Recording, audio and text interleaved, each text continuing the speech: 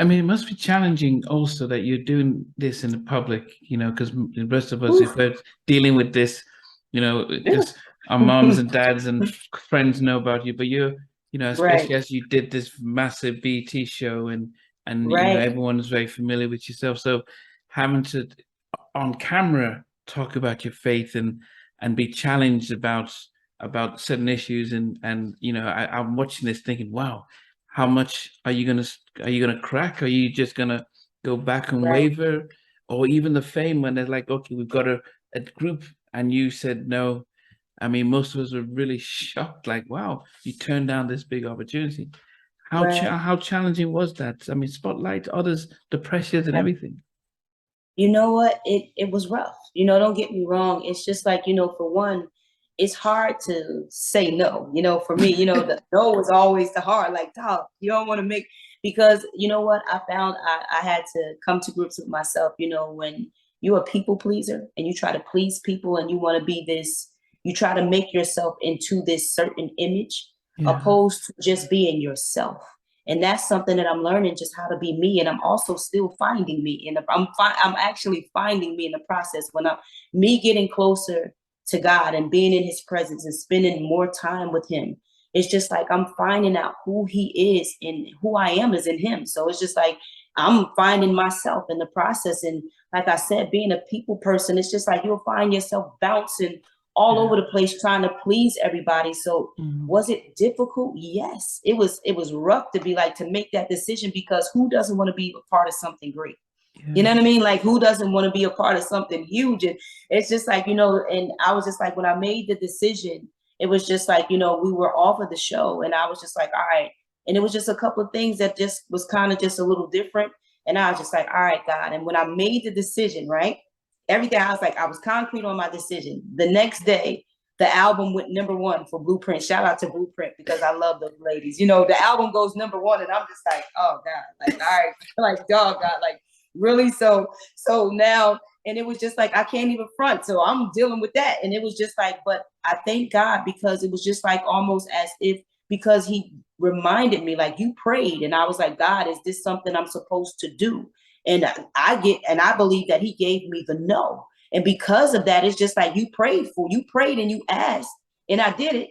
So now you got to know, now I got to get myself together and be like, all right, God, all right. But I can't tell you that it didn't sting, because it did. You want to be something, a part of something, iconic, especially when you're an artist. But what I'm learning also on the flip side of that is that what's really iconic.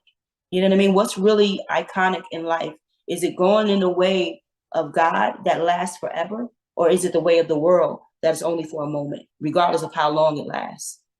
So it's just like, that's where you have to come to a place where you choose. And it's not always easy. It's not.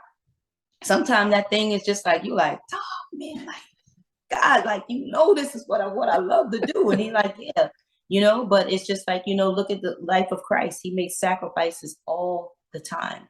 And he, Yeah. he did it for us, like I was reading this once, like I was reading my Bible, right? And in reference to Isaiah 53, 5.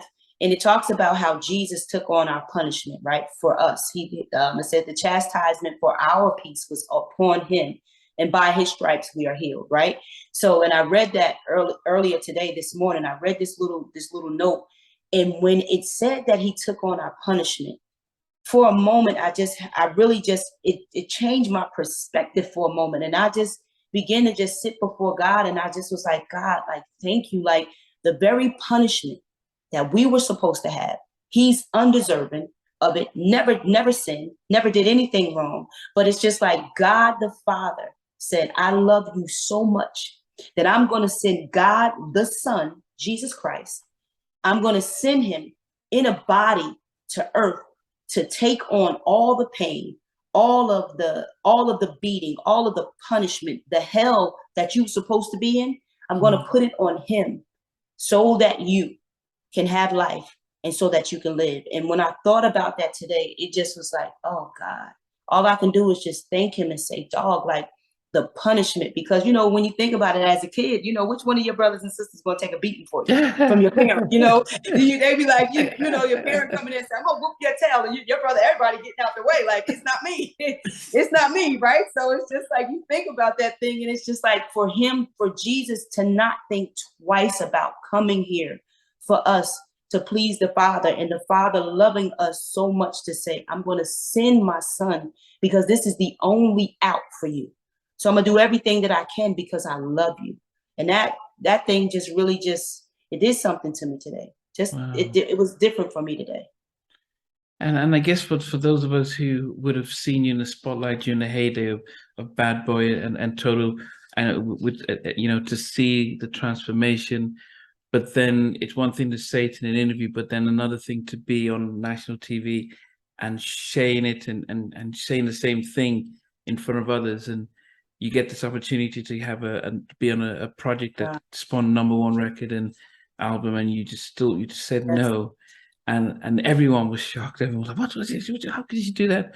But then it's a little bit different, because if the group was still on now and still touring, you would think, yeah, man, I've missed out on that. But it seems if that was almost like, well, what did you miss out on? It just seemed like it was a short-term stuff. And there's a lot that you seem to have learned from that. And it's easy at the time to think I've missed out on something. But remember America's favorite girl groups from the 90s and the 2000s? What if we brought some of them together and created a supergroup?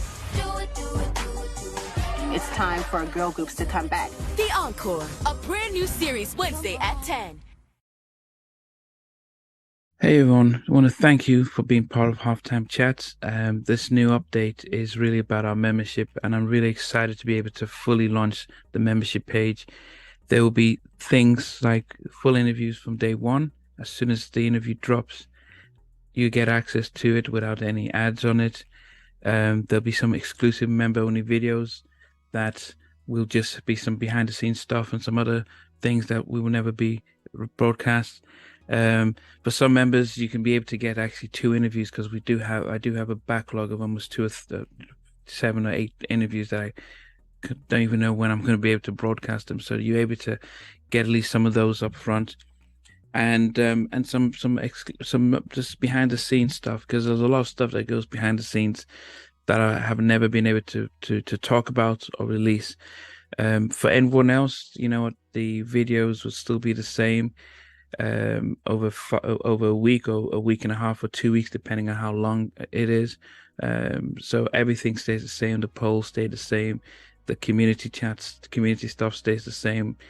But I think with the membership stuff, I'm able to add a little bit more and invest a lot more time and energy in really supporting the members. So I do hope you come on that ride with me. I appreciate the support, and this will just help me continue to invest in taking things to the next level. Take care.